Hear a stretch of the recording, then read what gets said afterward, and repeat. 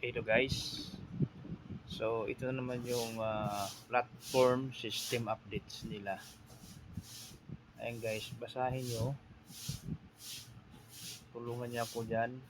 Kasi medyo malabo yung mata ko. Hindi ko na masyado ano yan. So i-hold ko lang yung 1 minutes uli guys. Para matapos nyo basahin. Para maintindihan nyo. Okay. So wag po kayong mag-atubiling sumali dito guys. Kasi napakagandang platform na to. Legit talaga siya. Kung may duda kayo guys, pwede nyo ito itanong ni Meta AI. Okay? So, makikita nyo doon yung mga number license niya kay MSB.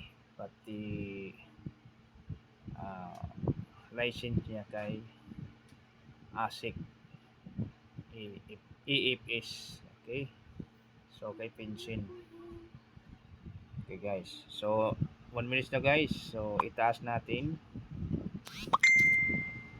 Itaas natin. Saan ito ganun natin? Ito sa reminder.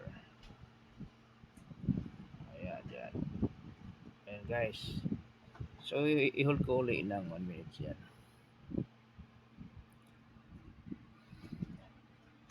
Tulungan nyo lang yun guys. Basahin nyo na lang.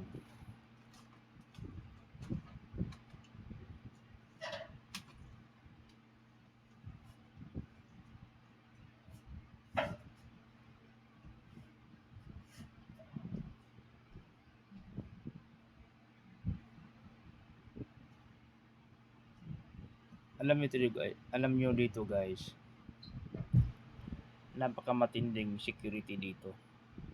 Napaka-safety ang ating puhunan dito. Yung pira natin. Kasi mayroon siyang another security sa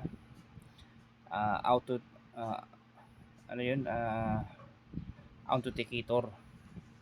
Yung authenticator guys, kahit alam nila yung password, alam nila sa mga busian, sa mga apply natin, o may nakakaalam sa password natin, hindi yan makuha guys. Kasi mayroong authenticator. Kaya hindi talaga ma-withdraw. Diba guys? So itaas natin guys. Taas natin. Hanggang dyan na lang guys oh. Okay, hanggang dyan na lang. Kaya ganun ka-safety ang pamumuhunan natin dito. Pag-invest natin dito. Nasa ligtas talaga guys. So guys, yung mga nandyan pa rin sa mga mahilig sa mga ex-company na yan. So dito na kayo guys. Sama-sama tayo dito. 2007 pa po ito nag-umpisa. Kaya pala na tumagal ito dahil sa matinding matinding seguridad kay pension saka kay ASIC.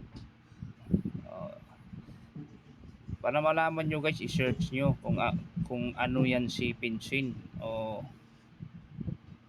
MSB, kung ano yan si ASIC. Search nyo yan guys, o itanong nyo kay Meta yan. Okay guys, so hanggang dito na lang guys. So siguro nabasa nyo na, natapos nyo na pabasahin, kaya i-close ko na to. Maraming salamat guys.